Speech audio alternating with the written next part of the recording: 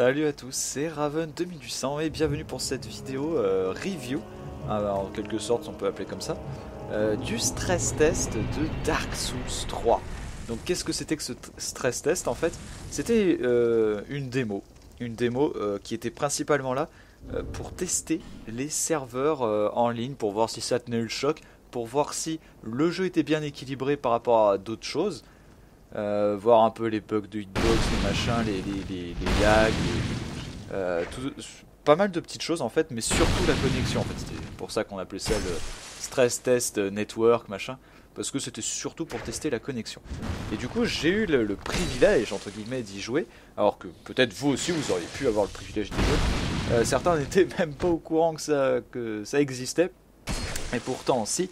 En fait, il suffisait de s'inscrire sur le site darksouls3.com, d'aller dans l'onglet postuler, et suite à cela, après, on pouvait s'inscrire pour la bêta.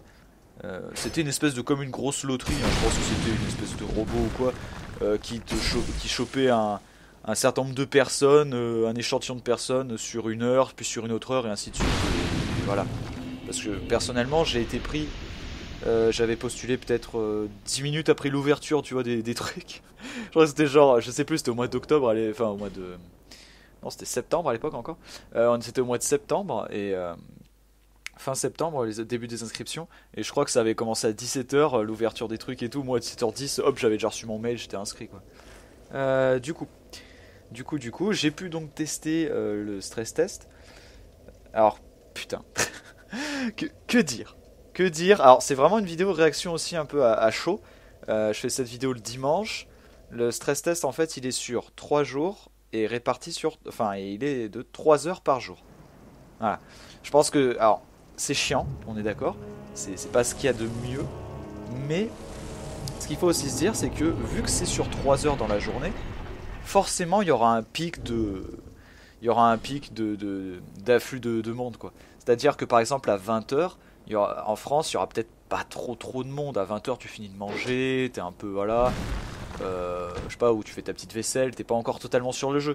Par contre, à 21h, 21h30, là, ça risque d'y aller, quoi. Même jusqu'à peut-être au moins 22h30, il y a pas mal de monde, à mon avis. Et après, de 22h30 à 23h, les gens qui sont là depuis le début se sont peut-être déjà lassés, sont peut-être déjà partis. Ou alors les autres sont fatigués, vont se coucher, bref. Voilà. Du coup, qu'est-ce que j'ai pu voir dans cette bêta, dans ce stress test, dans cette démo? Putain, il y a tellement de termes pour le qualifier ce truc que je sais pas du tout comment l'appeler. Je pense qu'on va l'appeler bêta maintenant parce que ça va me saouler. Donc déjà, au niveau des décors, des environnements, c'est juste magnifique. C'est magnifique, c'est magnifique.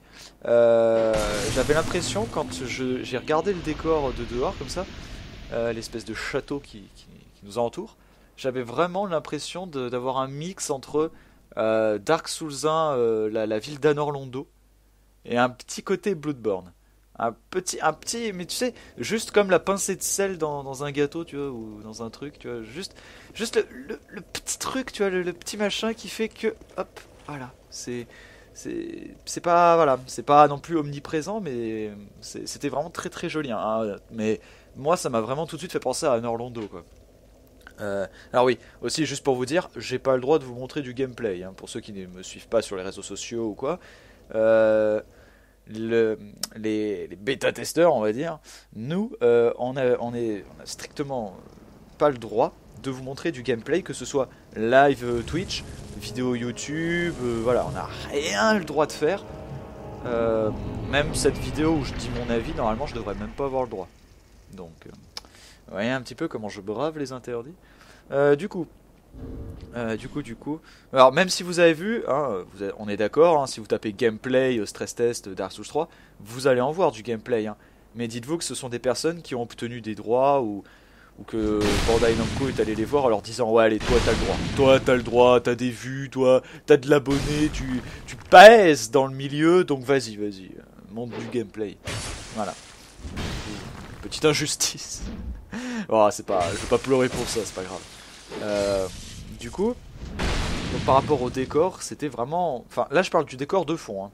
Après, pour le reste, ça me faisait un peu penser à Demon's Souls de jour. Parce que Demon's Souls, bon, disons ça me faisait légèrement penser au palais de Volutaria, très légèrement, parce qu'en fait on est dans une espèce euh, pas de château, mais pas de palais, mais pas loin quoi. Donc du coup ça me faisait un petit peu penser à ça. Alors le fait que ce soit pas totalement de nuit, bon, ça peut peut-être décevoir encore un peu certains. Moi personnellement au début je me suis dit ah zut. Puis finalement ben on s'en fiche. On s'en fiche, ça passe très très bien. On avance tranquillement, il y a des mobs qui apparaissent, tout ça. L'ambiance est réussie, hein. C'est vraiment la même que vous avez vu dans les trailers. C'est pour ceux qui ne se sont pas spoilés, donc bah évidemment. Je veux dire déjà qu'est-ce que vous faites là. Déjà qu'est-ce que vous foutez là. Et puis pour ceux qui ont vu les trailers, les vidéos de gameplay de quelques minutes, bon bah ça a rien changé, c'est exactement ce que vous avez vu, hein. C'est exactement ça. On avance, il y a un dragon qui nous bloque la voie au bout d'un moment, qui nous crache du feu en nous disant non, tu ne passeras pas, you shall not pass. Alors ce dragon, sachez qu'il peut mourir, hein. Je l'ai tué, oui, je l'ai tué, il donne 27 cadam. En fait, bon, je l'ai tué d'une manière de merde, hein. Je me suis placé en dessous de lui, dans un safe spot, il y a un léger... Parce qu'en fait, en dessous du dragon, on peut y aller, et ça fait une espèce de petit raccourci, vers une autre zone du jeu. Qui se relie, hein, ça, tout se relie, hein, comme à la Dark Souls 1, tout est relié, donc c'est vraiment très bon. De ce côté-là, ça fait du bien, ou comme dans Bloodborne aussi, tout est lié, ça fait vraiment plaisir. Et du coup, ben, je me suis mis sous le dragon et j'ai spammé ma magie, et voilà. Et oui, parlant magie, j'en ai pas parlé, quand vous commencez la démo, vous avez le droit à 4 classes, donc sélection de 4 classes. Donc une de chevalier ultra classique, hein. Un peu l'armure de... Ça me faisait un peu penser à l'armure du chevalier d'élite. Moi ça me faisait un peu penser à ça. Franchement, c'était à peu près le même genre. On avait une espèce de guerrier barbare nordique, avec une grosse hache, bien sympa. Je l'ai pas... Honnêtement, je l'ai pas trop testé, limite pas du tout. J'ai à peine, franchement, j'ai à peine frôlé parce que ça ressemble, le gameplay ressemble vraiment à celui du chevalier, donc je me suis dit bon, pas trop d'intérêt. À part si tu veux te croire dans Skyrim, hein, ce qui est ton droit. Après, on avait droit à aussi un clerc. Alors le clerc, il faut le savoir, il est totalement mais pompé de Dark Souls 2. Hein. Alors c'est pas une critique en soi, c'est pas une critique, hein, parce que tant mieux quelque part. Hein. Je veux dire, il a la même petite cape blanche, la même petite massue, bon, il a un petit bouclier de parade, il a le sort de soin, et là ils lui ont rajouté des sorts, je pense, un peu plus puissants, exprès pour nous montrer. Il avait le sort, par exemple, le sort de buff de Dark Souls 2, Sacred Oath, là, qui augmente nos dégâts et notre défense, tout en même temps, hein, c'est pété. Et puis des lances de foudre qui sont magnifiques dans ce jeu, elles sont très bien animées, très bien, je sais pas, comment je pourrais dire, le rendu sur papier, enfin le rendu vraiment sur papier, mais sur le gameplay, il rend super bien. Donc voilà, pas grand chose à dire non plus là-dessus. Moi je suis pas fan des clercs. Et la dernière classe, celle avec laquelle j'ai tué le dragon, la seule d'ailleurs avec laquelle je pense qu'on peut tuer le dragon, quoique non, avec le clerc c'est possible aussi. Donc c'est la magie, où on a un bâton d'un côté en main gauche et une épée, enfin non, c'est même pas une épée, pardon, c'est une lance, une pique, une petite pique en main droite. Et on a aussi un bouclier sur la main gauche, hein, évidemment, pour faire des belles parades. Du coup, avec la pique, donc, on peut atteindre les adversaires de loin. Et avec la magie, bah, on peut les niquer aussi de loin. C'est vraiment un gameplay pensé à distance ou support, puisque j'ai joué en coop avec Angelus. Et du coup... on a tombé le boss à deux, lui était le tank avec le chevalier, moi j'étais là avec ma magie et de loin, je tirais mes petits trucs, mes petits soul-arrows. J'avais donc des soul-arrows, j'avais le truc ultra classique de magie. D'ailleurs ce qui est marrant dans le jeu c'est qu'on peut maintenir son soul-arrow et le relâcher. Alors apparemment c'est censé faire plus de dégâts, bon sur le boss j'ai pas trop testé, sur les mobs j'ai pas l'impression que ça avait fait vraiment plus de dégâts. Normalement oui, si on le maintient ça fait plus de dégâts, donc ça c'est cool, c'est un petit ajout sympa. D'ailleurs parlant magie, encore on reste un peu là-dessus, il y a dans Dark Souls 3, pour ceux qui ne le sauraient toujours pas, une barre de magie. Voilà, donc vous aurez votre barre de HP, votre barre de MP et votre barre de stamina. Comment on peut appeler ça. Mais voilà, il y aurait 3 barres de 3 jauges. Et franchement, c'est tant mieux. Putain, enfin, on retourne à la Demon's Souls avec la barre de magie. C'est vraiment quelque chose qui était nécessaire. C'est vraiment un truc, je mets vraiment l'accent là-dessus, c'est les utilisations de sorts, c'est de la merde. La barre de magie, c'est vraiment pas mal et ça permettrait peut-être plus de forge. Dans Demon's Souls, on avait une forge en fait, un type de forge spéciale de magie. Si l'arme était imprégnée donc de cette magie, elle pouvait recharger la barre de magie au fur et à mesure. C'est un peu comme si il y a toujours eu des anneaux dans les jeux Souls, bon, il y a que dans Demon's Souls qu'on s'en servait beaucoup finalement, qui permettaient de se soigner. Tu mettais l'anneau et en fait ta barre de HP augmentait de, je sais pas moi, un petit tick par seconde, ou voilà, un HP par seconde, ou truc comme ça. Et du coup, là c'était avec juste ton arme que tu maintenais, donc peut-être t'avançais dans le jeu et tout, tu tuais des mobs, et en même temps ta barre de magie, toutes les secondes, elle se rechargeait. Et ça pourrait être pas mal de retrouver ça dans Dark Souls 3, mais je m'avance, pour l'instant on peut pas voir ça. Dans le jeu, on n'avait pas l'inventaire. L'inventaire n'existait pas. Du coup, on avait juste... en fait, ce qui était chiant d'ailleurs, c'est qu'à force d'avancer dans la bêta, t'avais tous tes items sur toi. Donc du coup, t'avais tes fioles d'estus, les fioles d'estus qui rechargent la barre de magie. Voilà, donc non, il n'y aura pas d'épices pour ceux qui ont joué à Demon's Souls. Non, non. Peut-être dans le jeu, hein, peut-être en tant que item consommable, mais il y a de la fiole d'estus qui soigne ta barre de vie, et une autre fiole d'estus qui soigne ta barre de MP. Donc déjà, ça c'est les deux trucs que tu auras obligatoirement et que tu devras obligatoirement avoir dans tes raccourcis avec flèche du bas. Il y avait donc des petits couteaux de lancer. Ah merci, j'adorais ça en PVP, me faire tuer, mon petit PV restant qui me faisait espérer que j'allais gagner mon combat avec un couteau de lancer. Ça m'avait des bombes incendiaires, qu'est-ce qu'il y avait encore d'autre, il y avait plein de petites choses comme ça très sympas. Certains ennemis d'ailleurs craignaient le feu, donc du coup avec la bombe incendiaire c'était même trop facile. Après on avait donc... alors j'essaie vraiment d'être concis dans ce que je dis et en même temps de voilà, pas trop non plus, pas trop en dire. Alors j'ai parlé du dragon, on va rester sur le bestiaire 2 secondes. Au niveau des builds, j'ai rien d'autre à dire, hein, puisque on était dans une espèce de god mode un peu, puisque le chevalier par exemple se déplaçait beaucoup trop vite pour, je pense, le jeu final. Hein. C'était n'importe quoi, le chevalier, on aurait dit qu'il avait juste une espèce de, tu sais, il était en slip quoi, en fait, on aurait dit qu'il était vraiment à poil en slip, il se déplaçait vraiment très très très vite. Non, attendez, avant de reparler du bestiaire, on va parler du gameplay. On va parler du gameplay 2 secondes, qui est franchement...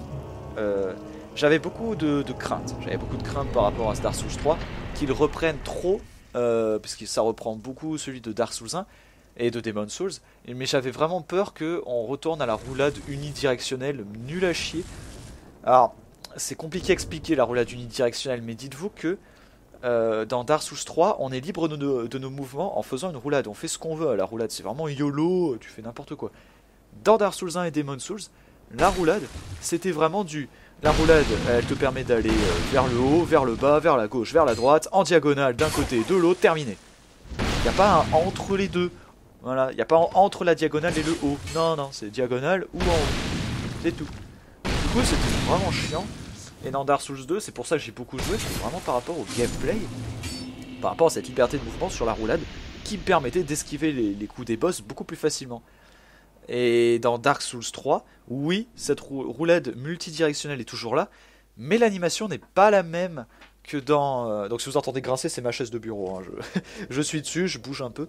Donc l'animation n'est pas du tout la même que dans Dark Souls 2. C'est vraiment ça... En fait, on a cette même impression que dans Dark Souls 1 ou Demon's Souls, où le personnage, on a l'impression qu'il fait une espèce de salto avant, tu sais. il va super haut, tu vois, mais en même temps, c'est vachement fluide. Et il y a une liberté de mouvement, franchement. Je le dis, hein, rien que pour le gameplay, je pense que je vais rester plusieurs mois sur le jeu. Parce que le gameplay, c'est vraiment ça que j'aime. C'est vraiment ce gameplay-là qui me permettra de prendre mon pied sur le jeu. Parce que Dark Souls 1, c'est un petit peu pour ça que je peste dessus, et que je n'y joue pas trop, tu vois, malgré que ce soit mon Souls préféré de tous, d'un point de vue, d'un point de vue un peu tout en fait, sauf gameplay, parce que j'aime pas cette roulade, j'aime pas. D'ailleurs, petite précision, enfin, moi je trouve qu'elle a légèrement son importance, peut-être pour d'autres pas du tout, mais Si vous voulez par exemple aller d'un point A à un point B en courant très très vite comme un speedrunner, et que vous voulez faire une roulade pour pousser les ennemis qui vous bloquent le chemin, dans Dark Souls 2, les ennemis se poussaient à la roulade. C'est-à-dire que vous faisiez une roulade, essayez, hein, vous faites une roulade contre un ennemi, un mob à la con, il va se pousser généralement, il va légèrement se pousser à force de faire des roulades.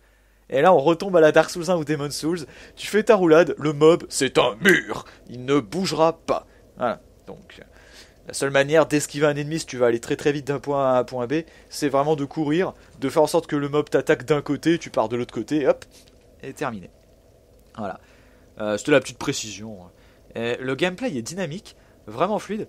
Les parades, alors j'ai pas encore bien compris, je suis pas encore un expert des parades, hein.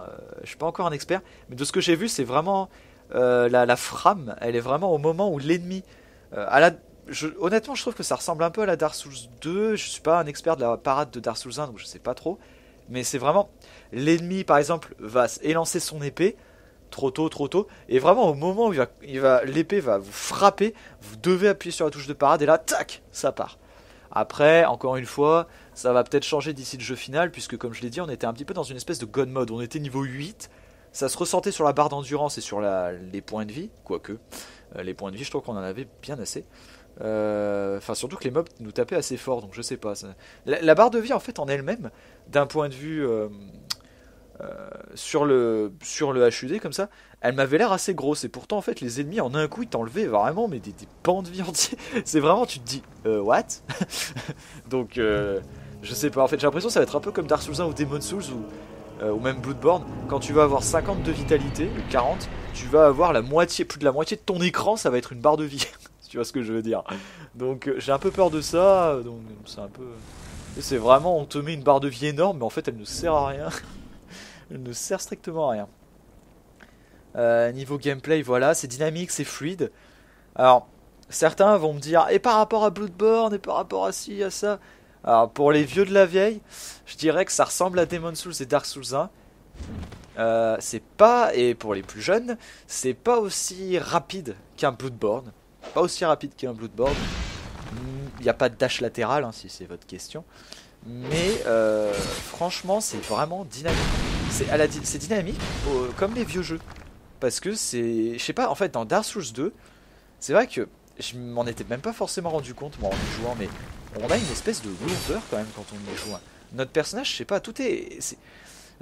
Si je peux vous faire une comparaison un peu grossière, mais Dark Souls 2, quand vous faites une roulade, vous multipliez la vitesse par 1,5 et grosso merdo vous avez la vitesse de roulade et de gameplay d'un Demon Souls. Et bah là c'est pareil.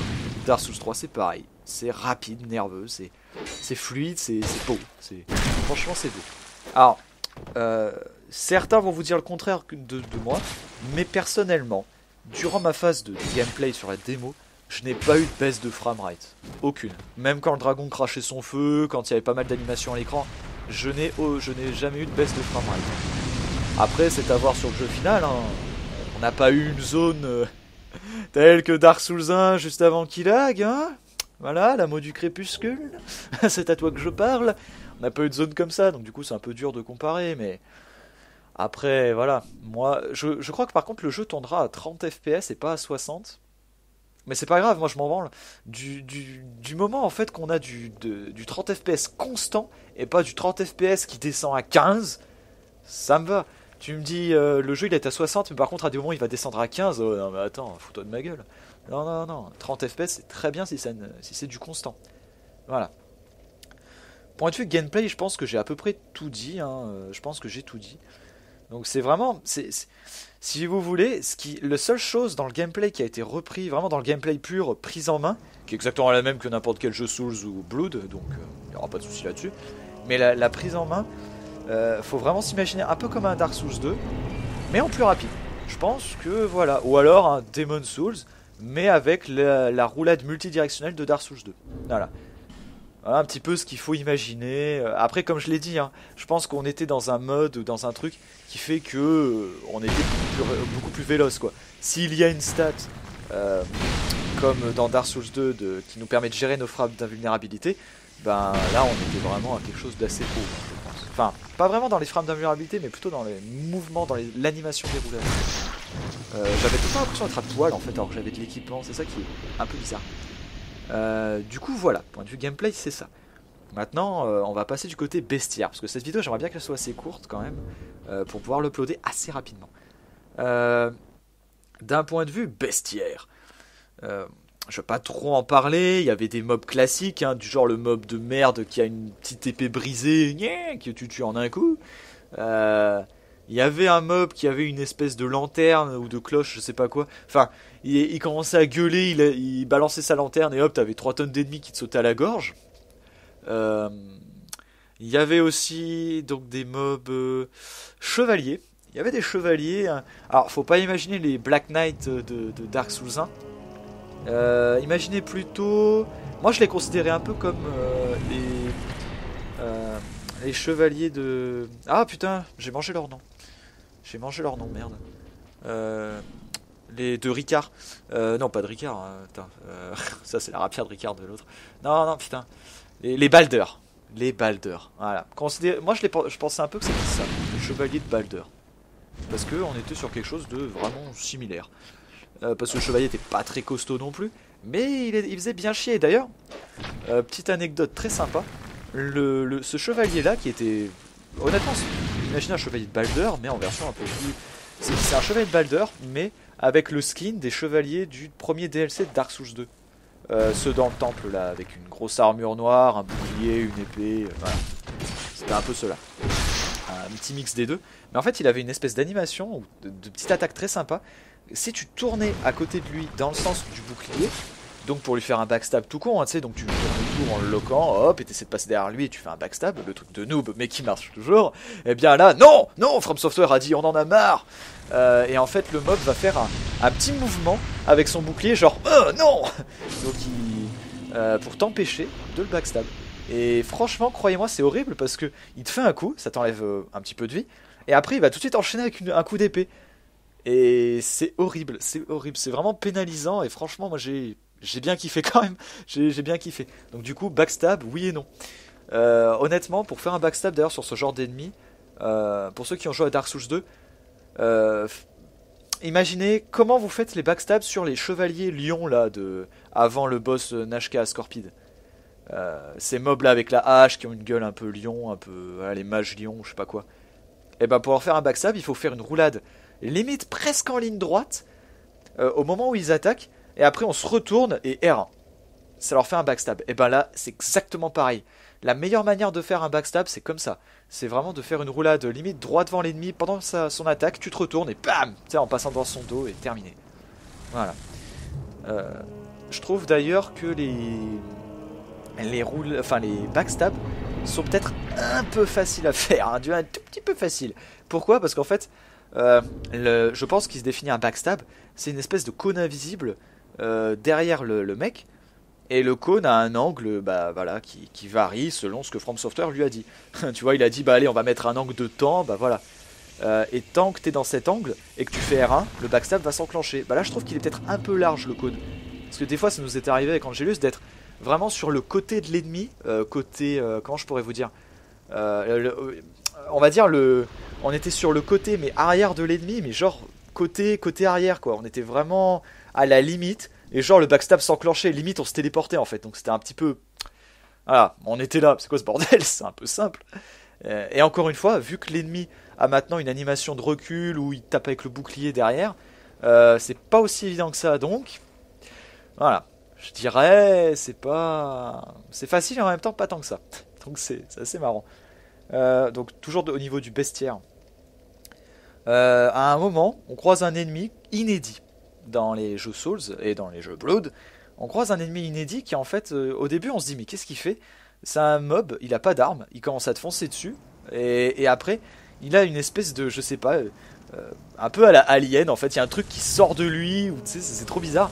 Et il a des espèces de tentacules, une grosse mâchoire qui sort, tu sais, qui est sur un très long cou. Tu vois, c'est trop dégueulasse. Il y a là, c'est un petit côté Bloodborne, mais pas dégueulasse. Enfin, je dirais c'est un côté Bloodborne et en même temps non. Dans Demon's Souls, il y avait aussi il y avait des boss dégueulasses, quoi, un peu dérangeants. De Demon's Souls et Bloodborne. Et du coup, ce mob, en fait, bah, pouvait te poser problème, hein. Tu restes devant lui, il t'en mettait plein la gueule. Tu restais sur les côtés, tu te prenais des coups de tentacules. Et moi, la seule manière que j'avais trouvé de le battre, c'était le feu. Le feu, le feu. Voilà. Après, il y avait encore un autre mob à un moment. Alors celui-là, la première fois que je l'ai vu, je vous assure, j'ai fui. Hein. J'ai pas voulu l'affronter. C'est un mob un peu plus gros que les chevaliers, que les autres chevaliers dont je parlais tout à l'heure. Il est beaucoup plus gros. Et il a une espèce de grosse hache. Et alors lui, il rigole pas. Et ce qui est marrant, c'est qu'on peut le backstab. Il est genre 2 fois plus grand que toi, mais tu peux le backstab. C'est trop marrant. Pourquoi pas? Voilà, donc du coup, un chevalier avec une grosse hache qui a une attaque tourbillole vraiment dégueulasse. C'est vraiment n'importe quoi.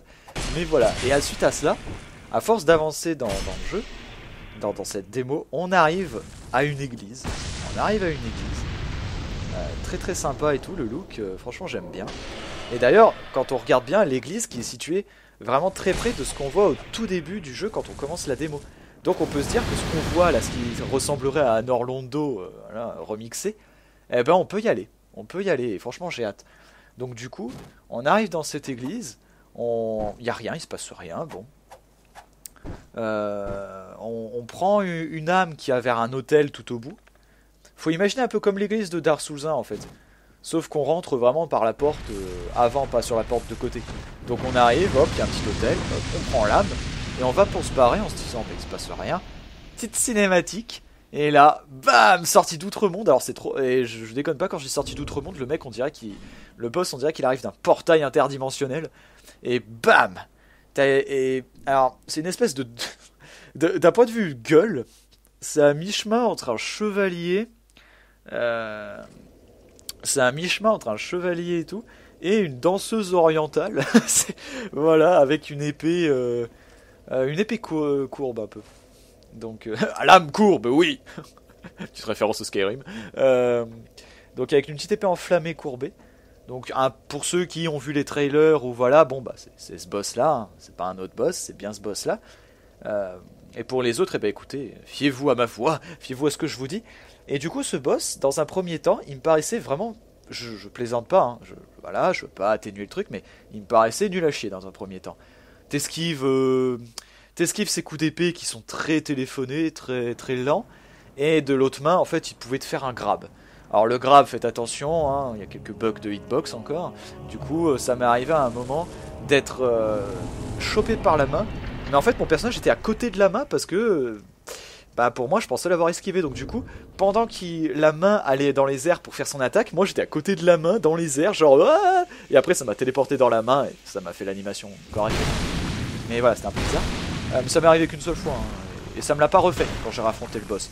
Donc peut-être que les bugs ont été corrigés le deuxième jour, je sais pas. Je sais pas. Déjà le jeu était plus fluide le deuxième jour que le premier.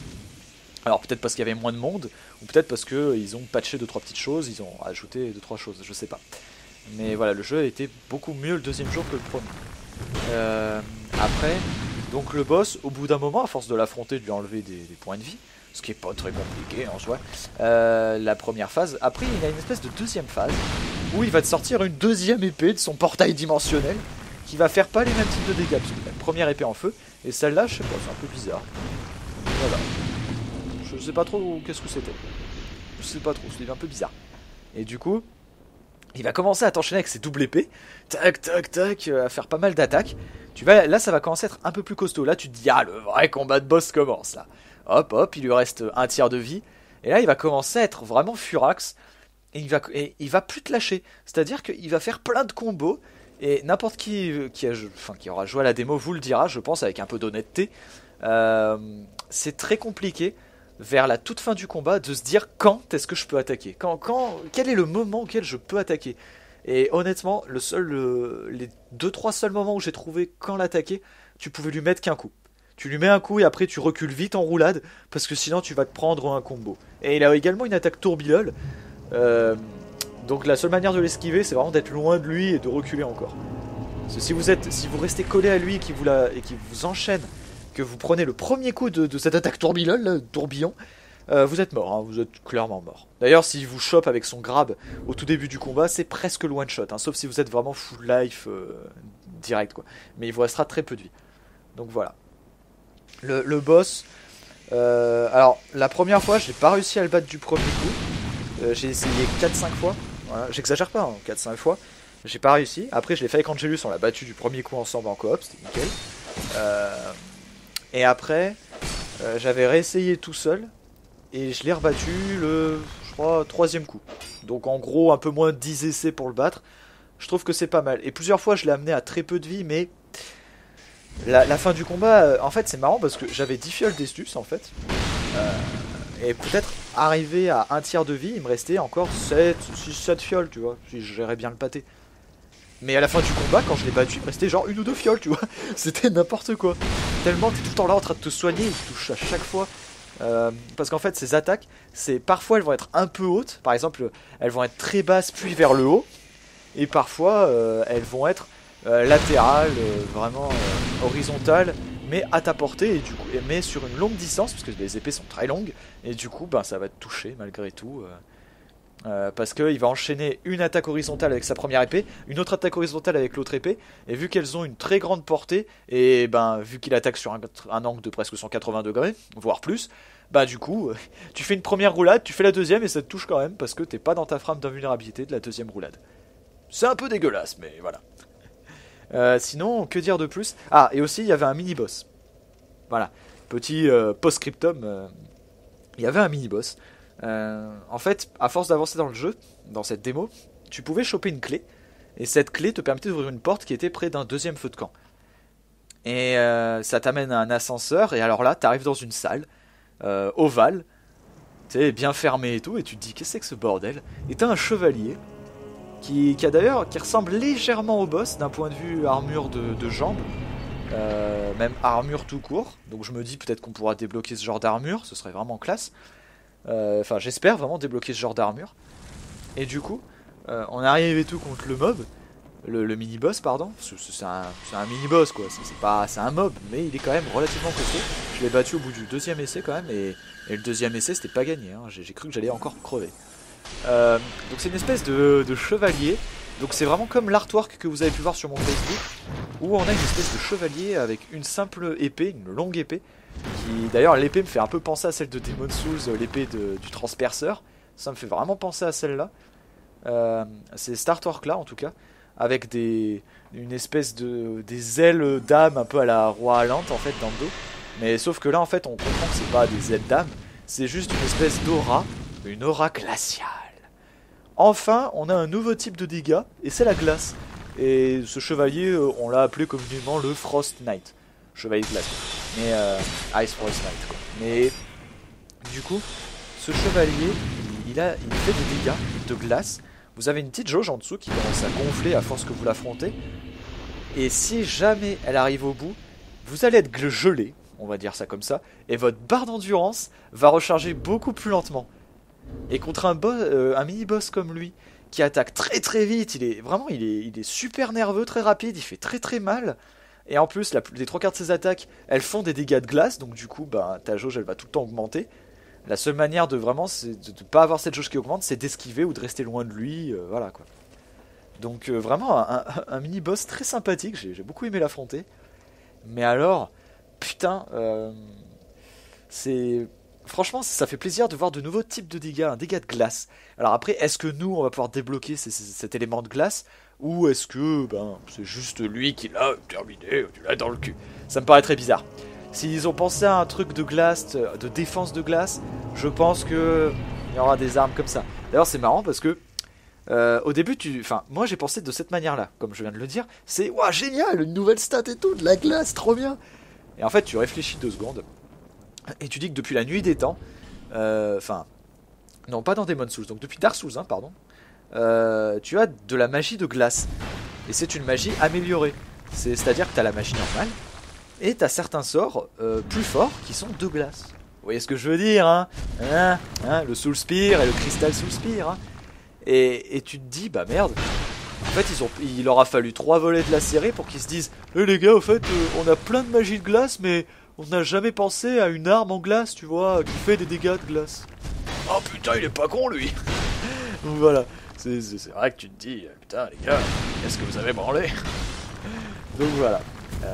bien content de mon avis global par rapport à cette bêta. Il est très positif.